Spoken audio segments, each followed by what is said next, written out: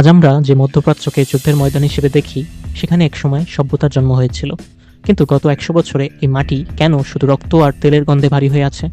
কেন প্যালেস্তাইন থেকে ইরান সবই আজ এক সুতোয় গাঁথা?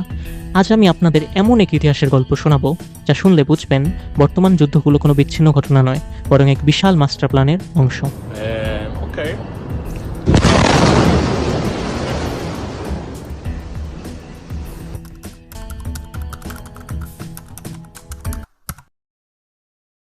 হ্যালো বন্ধুরা, আমি আব্দুল্লাহ আল মুইন।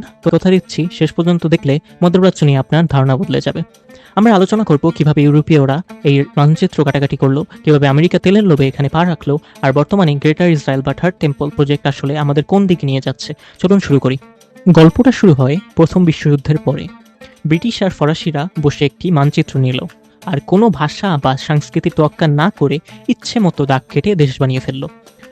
এই যে কৃত্রিম সীমানা তৈরি হলো, এটাই আজকের অর্ধেক সমস্যার মূল কারণ।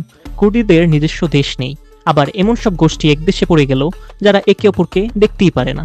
ইউরোপীয়রা চলে গেল ঠিকই, কিন্তু রেখে গেল এই চিরস্থায়ী অশান্তির কঙ্কাল। 1930-এর দশকে আমেরিকার এক ক্যালিফোর্নিয়ার কোম্পানি সৌদি আরবে এসে তেলের খোঁজ শুরু করে। 1938 সালে 3 মার্চ তারা প্রথম তেল খুঁজে পায়, যেটাকে বলা হয় ব্ল্যাক গোল্ড। সৌদি রাজপরিবারের সাথে আমেরিকার এক অদ্ভুত রোম্যান্স শুরু হয়। আমেরিকা তেল নেবে আর বদলে সৌদিকে নিরাপত্তা দেবে।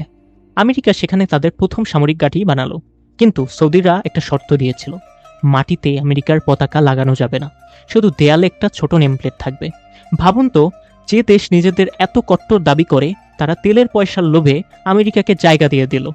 এর ফলেই জন্ম নিয়েছিল ওসামা বিন লাদেনের মতো কট্টরপন্থীদের ক্ষোভ, কারণ বিন লাদেনের বাবা মোহাম্মদের কনস্ট্রাকশন কোম্পানি এই আমেরিকান ঘাঁটিগুলো বানিয়েছিল। 1979 সালে ইরানে বিপ্লব হলো এবং আমেরিকার সবচেয়ে বড় বন্ধু শাহ পালিয়ে গেলেন। ক্ষমতায় এলেন আয়াতুল্লাহ খোমেনি।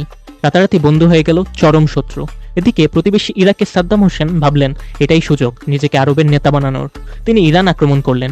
শুরু হলো 8 বছরের দীর্ঘ যুদ্ধ। মজার ব্যাপার শুনবেন, এই যুদ্ধে ইসরায়েল গোপনে ইরানকে সাহায্য করেছিল, কারণ তারা সাদ্দামকে বেশি ভয় পেত। আবার আমেরিকা দুই পক্ষকেই উস্কে দিচ্ছিল।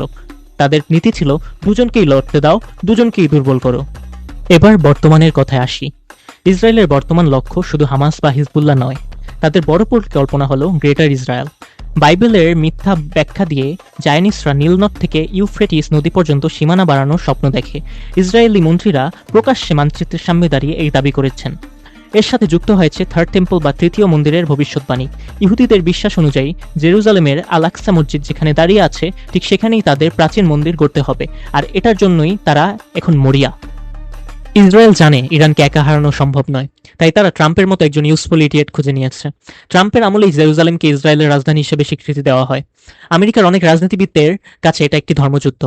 তারা মনে করে থার্ড টেম্পল তৈরি হলে যীশুখ্রিস্ট বা তাদের মাসিহ ফিরে আসবে। There's no reason why the miracle of the reestablishment of the temple on the Temple Mount is not possible. That's the Secretary of War right now overseeing the war with Iran that people fighting it are starting to say actually is about rebuilding this third temple. It's the same man. And what are its implications?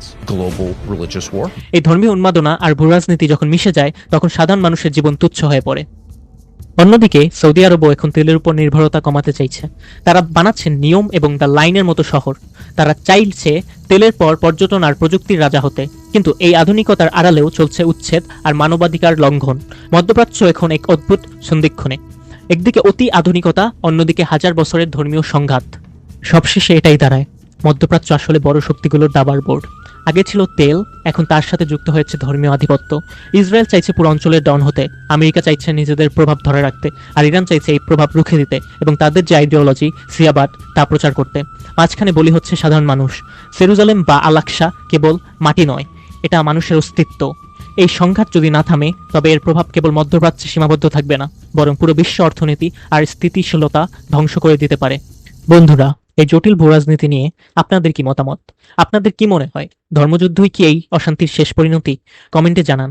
ভিডিওটি informative মনে হলে আপনার বন্ধুদের সাথে share করুন, আর এমন গভীর বিশ্লেষণ নিয়মিত দেখতে চ্যানেলটি সাবস্ক্রাইব করতে ভুলবেন না। দেখা হবে পরের ভিডিওতে। টাটা।